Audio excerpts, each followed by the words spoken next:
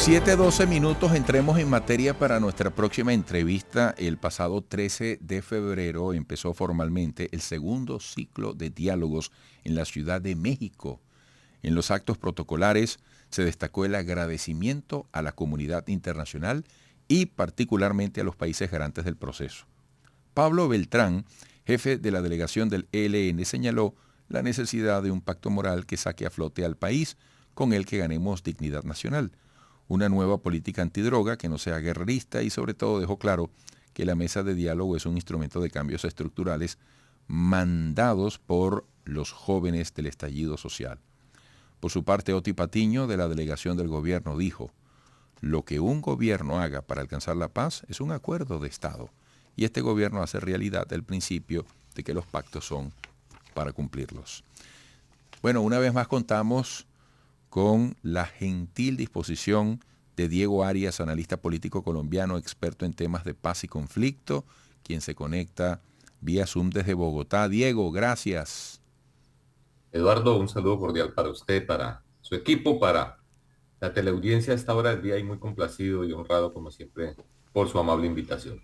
Gracias, Diego. Bueno, que hay que colocar en perspectiva con el inicio de este segundo ciclo de negociaciones de paz en México entre el gobierno y el ELN.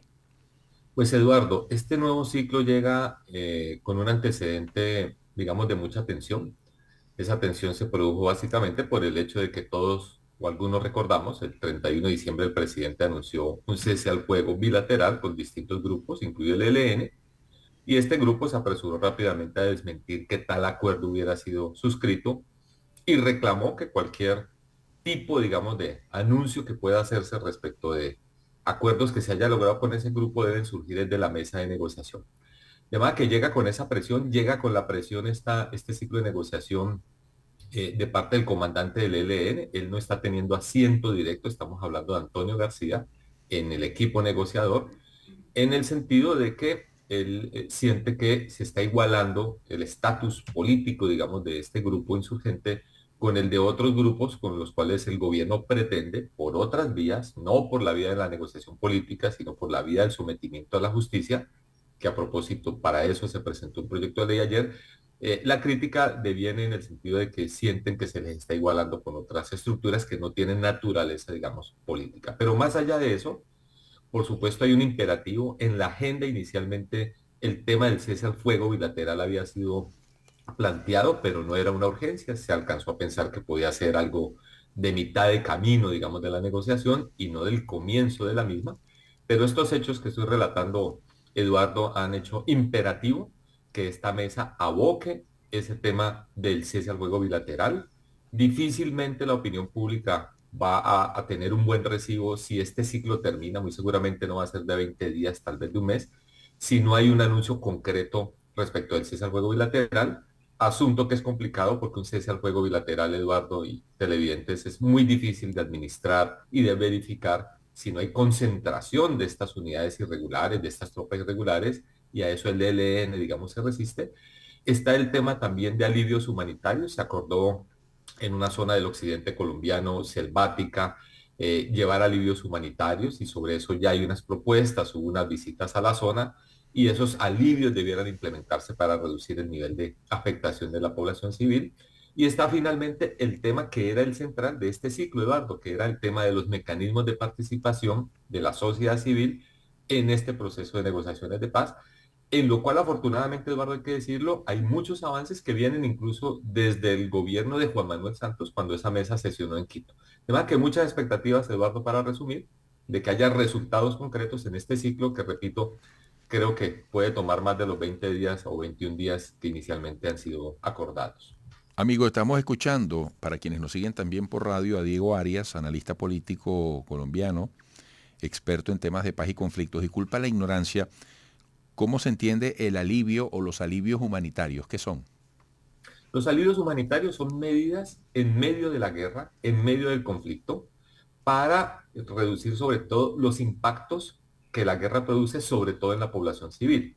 Hay, digamos, figuras de afectaciones a la población civil que tiene que ver con presencia de los grupos armados en territorios de comunidades afrodescendientes o indígenas, tiene que ver con reclutamiento forzado de menores de edad, tiene que ver con la instalación de campos minados, en otros casos tiene que ver con confinamientos, es decir, la población no poder moverse, sobre todo en estas zonas que son los ríos, las vías de comunicación, y eso ha estado presente particularmente en una zona del Chocó, de una cuenca de un río muy grande que se llama el río San Juan, y en otra zona de Buenaventura, en el occidente colombiano, el principal puerto colombiano que llama el Bajo Calima. Allí se quiere hacer un piloto para productos de acuerdos con los actores armados en esa zona, que es el ELN, pero también otro grupo que llama las autodefensas gaitanistas, y con unos mecanismos, digamos, de dispositivos humanitarios, institucionales y de la cooperación internacional, poder reducir significativamente el impacto de la guerra en esa zona. Si ese piloto funciona, debe implementarse rápidamente una vez termine este ciclo. Es un piloto que puede llevarse a otras zonas críticas donde la población civil, repito, está particularmente siendo afectada por la confrontación.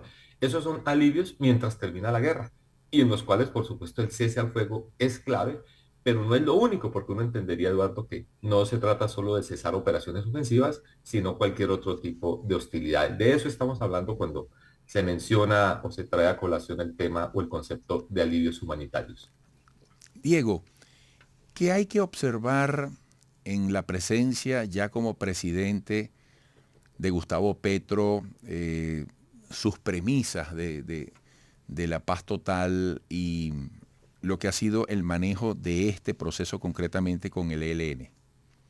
Pues Eduardo, yo soy de los que cree que se ha intentado la paz muchas veces, desde la década del 90 con el M-19 y otros grupos, con la desmovilización de los antiguos grupos paramilitares en la época del expresidente Álvaro Uribe, posteriormente con el tema de las FARC, pero no hemos logrado la paz en el sentido de que todos los actores y las dinámicas de violencia puedan en una misma coyuntura histórica y en un mismo tiempo, calendario, digamos, cesar sus hostilidades. Siempre se ha quedado algo por fuera y ese algo por fuera tiene el potencial de reciclar la violencia y de multiplicarla. De manera que el intento, el esfuerzo del gobierno de Gustavo Petro de la paz total tiene todo el sentido del mundo, pero implica, por supuesto, hacer las cosas diferentes. Uno tiene que preguntarse por qué después de casi 9 procesos de paz que se han hecho en Colombia, no hemos tenido la paz ni el posconflicto. Algo no estamos haciendo bien. Entonces, la paz total es el intento de esta vez sí hacerlo bien. También hay cosas que han fracasado, la ocupación del territorio por parte del Estado, de la fuerza pública, etcétera. Entonces, este es un intento válido, pero por supuesto es absolutamente complejo. Yo soy Eduardo de quienes ha dicho que esto puede terminar funcionando muy bien, pero también terminar muy mal, básicamente porque las dinámicas, Eduardo, y los intereses de los distintos grupos son muy diversos, son muy complejos, y administrar a un mismo tiempo todas esas variables, encontrar las fórmulas políticas, jurídicas, hacer atractivo, bien sea el sometimiento a la justicia o la negociación con el ELN, es un esfuerzo, digamos, supremo. A veces la sola paz con el grupo, por ejemplo, de las FARC fue muy complejo. No hablemos ahora de hacerlo con 5 o 6 grupos más en simultáneo. De manera que son demasiadas variables, muy complejas todas, operando a un mismo tiempo y con enormes riesgos. De hecho, el cese al fuego, introducido Eduardo tan tempranamente, Uh -huh. puede tenderle una trampa al proceso de paz en el sentido de que los esfuerzos se van discutiendo quién violó el cese al fuego, quién no, administrando y se pierde la esencia de lograr el fin de la violencia. Más que es un esfuerzo válido, creo yo, muy complejo, pero en el corazón de la mayoría de los colombianos está la aspiración de que funcione bien. Así es, que avance en un buen funcionamiento. Fíjate, tú hablabas de la dinámica de intereses y has explicado la fragilidad que todo adelanto posible dentro de estas conversaciones puede tener y cómo al más mínimo detalle puede retroceder, puede dañarse lo ganado. Dentro de esa dinámica de intereses, el pueblo colombiano, ¿qué atención le presta al tema? ¿De qué manera podemos decir incluso que hasta se puede involucrar? Pues Eduardo, yo creo que a diferencia de otros momentos, el nivel de extensión, de profundización y de degradación de este conflicto es superior, digamos, a otros momentos del conflicto armado en Colombia, no obstante, por ejemplo, haber habido un acuerdo de paz ya suscrito y en implementación con las FARC. Pero esto opera en un contexto que además viene dentro de todo el proyecto de cambios y de reformas del gobierno, digamos, no viene solo. De manera que hay expectativa, hay el deseo de que esta paz total, que es el eje central del gobierno, funcione, pero al mismo tiempo se está dando la dinámica de los procesos de reformas que están generando movilizaciones y expresiones de apoyo político en unos casos y de oposición, digamos, en otro. Entonces, yo te diría que este tema de la paz total navega en medio de buenos deseos, pero también de incertidumbres, de incertidumbres. Aquí se necesita una conducción, una habilidad enorme de tipo político, unas enormes capacidades institucionales y el esfuerzo por concertar, por hacer un tejido institucional con las entidades internacionales, con los otros poderes públicos en Colombia, para que esto pueda sostenerse y pueda resistir los embates, que tú bien lo has dicho, Eduardo, de la fragilidad que tiene todo esto. Vamos a ver, ayer el gobierno hizo la presentación formal del proyecto de sometimiento a la justicia, que es el intento de que los grupos que no tienen naturaleza política dejen las armas, renuncien a la violencia, y hoy es de esperarse, Eduardo y televidentes, reacciones de esos distintos grupos, tienen que ver con narcotráfico, antiguos grupos paramilitares, si les parece razonable esa oferta del gobierno, porque de eso dependerá que esa paz total pueda funcionar. En el territorio en concreto, para comunidades que tienen la esperanza de que esto funcione, si no entran esos grupos, esa paz no va a funcionar. De nada sirve que el ELN en un territorio de una región colombiana esté en cese al fuego si otros grupos con los que está disputando el control territorial y economías ilegales no entra también en la misma dinámica.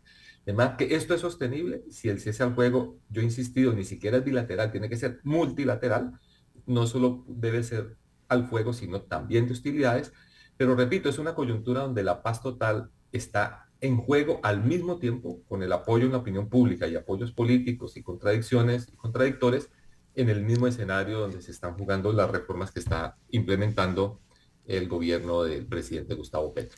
Diego, muchísimas gracias por darle tanta claridad a un tema tan difícil, tan complejo.